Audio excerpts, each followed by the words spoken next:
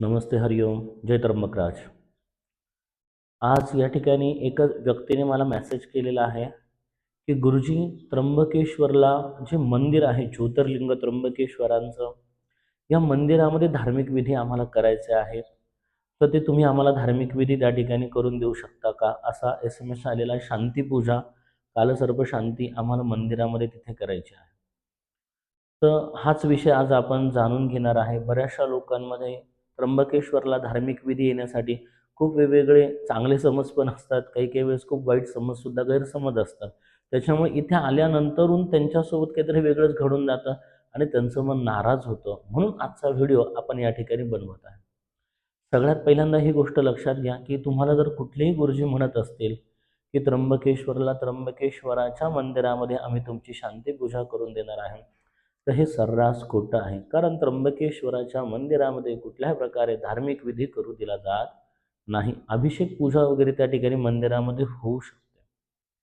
पण तुम्हाला एखादी कालसर्प शांती आहे, नवग्रह शांती, महामृत्युंजय जप आहे, अतिगंड योग शांती, अशा विविध प्रकारच्या शांती पूजा आहेत, ह्या आपण त्या ठिकाणी मंदिरामध्ये करत नाही किंवा कुठलेही गुरुजी त्या मंदिरामध्ये शांती पूजा करत नाही. कारण तिथल्या नियमानुसार तिथल्या मंदिरामध्ये शांती पूजा करण्यासाठी अलाउ केलेलं नाही. मग प्रत्येक गुरुजी आपापल्या व्यवस्थेनुसारच त्या ठिकाणी शांती पूजा करतात. मग कोणी कोणाच्या घरामध्ये करतं, कोणी कोणाच्या वाड्यामध्ये करतं. प्रत्येकाच्या वेगवेगळ्या जागा आहेत. अशा ठिकाणीच आपण ह्या संपूर्ण धार्मिक विधी पार पडत असतात.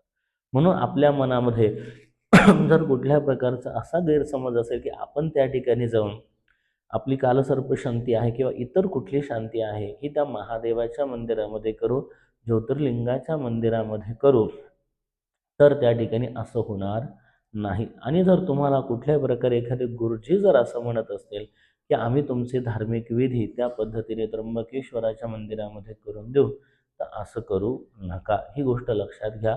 त्र्यंबकेश्वराच्या मंदिरामध्ये कुठल्याही प्रकारे धार्मिक विधी केले जात नाही.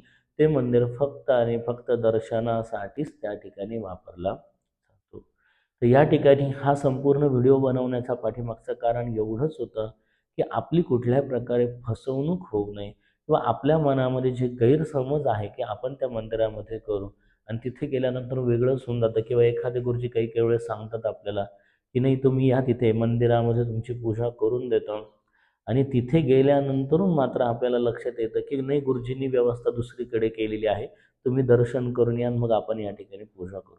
तर असं करू नका. सगळ्यांनी ही गोष्ट लक्षात घेतली पाहिजे. आणि नंतर मग याविषयी चर्चा होऊन जाते की नाही, गुरुजींनी आम्हाला मंदिरात सांगितलं आणि मंदिरात न करता दुसरीकडेच पूजा केली.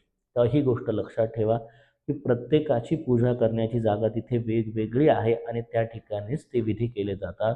त्र्यंबकेश्वराच्या मंदिरामध्ये कुठल्याही प्रकारे धार्मिक विधी केले जात नाही. अभिषेक वगैरे अशी छोटी पूजाच त्या ठिकाणी केली जाते. कालसर्पशांती वगैरे इतर कुठलीही शांती पूजा त्या ठिकाणी केली जात नाही. हा व्हिडिओ जास्तीत जास्त लोकांपर्यंत शेअर करा, जेणेकरून लोकांना जी सत्यता आहे, जी खरी गोष्ट आहे ती माहिती झाली पाहिजे, जेणेकरून लोकांची दिशाभूल होणार नाही. भेटूया पुढच्या नवीन व्हिडिओमध्ये. तोपर्यंत नमस्ते, हरिओम, जय त्र्यंबकराज.